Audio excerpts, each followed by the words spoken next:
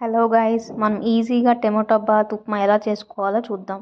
దానికి కావాల్సిన పదార్థాలు: టమోటా, ఎర్రగడ్డ, పచ్చిమిరపకాయలు తీసుకోవాలి. ఒక ప్యాన్ పెట్టుకొని ప్యాన్లో ఆయిల్ వేసుకొని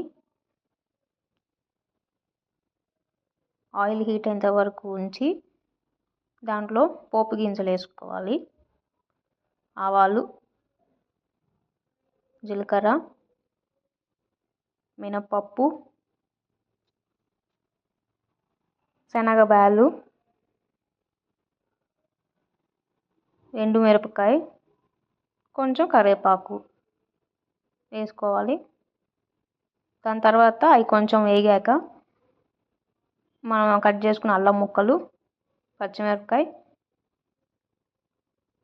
ఎర్రగడ్డ, టమోటా మనం కట్ చేసుకున్నవి అన్నీ వేసుకొని ఒకసారి కలపెట్టుకొని అవి కొంచెం వేగేంత వరకు ఉంచి మీడియం ఫ్లేమ్లోనే పెట్టుకొని అవి కొంచెం దూరగా వేగాలి. అవి వేగిన తర్వాత మనం ఎంత ఉప్మా తీసుకుంటున్నామో ఒక కప్కి అయితే 3 గ్లాస్ వాటర్ ఉప్మా వేసుకోవాలి. 1 కప్ ఉప్మా తీసుకున్నప్పుడు 3 గ్లాస్ ఆఫ్ వాటర్ తీసుకోవాలి.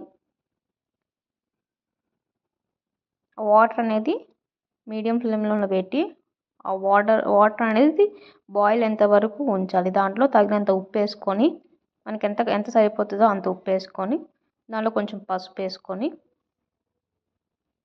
అది కొంచెం ఒకసారి కలబెట్టుకుందాము. ఒకసారి కలబెట్టుకున్న తర్వాత అది బాయిల్ అవ్వాలి. ఉడికిన తర్వాత బబుల్స్ వచ్చేలాగా అది ఉడకాలి. ఉడికిన తర్వాత మనం ఉప్మా రవ్వ అనేది యాడ్ చేసుకోవాలి. ఇప్పుడు ఉడికిన తర్వాత దాంట్లో మనం ఉప్మా రవ్వ 1 కప్ ఉప్మా రవ్వ తీసుకున్నాం. 1 కప్ ఉప్మా రవ్వ వేసుకొని వెంటనే కలబెట్టాలి. లేదంటే అది కలబెట్టలేదు అనుకో ఉండలు అనేది గడ్డలుగా ఉండల్లాగా కట్టేస్తాయి.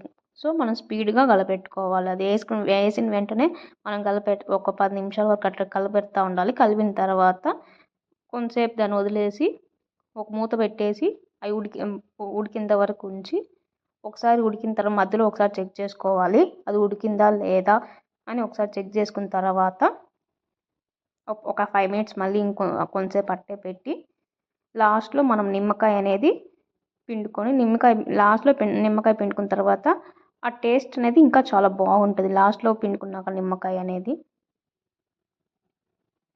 లాస్ట్లో నిమ్మకాయ వేసుకున్న తర్వాత దాని టేస్ట్ అనేది ఇంకా ఎక్కువ వస్తుంది అన్నమాట. సో అయిందా లేదా ఒకసారి కలబెట్టుకొని నిమ్మకాయ పిండుకున్న తర్వాత లాస్ట్ ఒకసారి కలబెట్టి 5 మినిట్స్ వరకు ఉంచి తర్వాత లాస్ట్లో స్టవ్ ఆపేస్తే tomato bath upma is ready.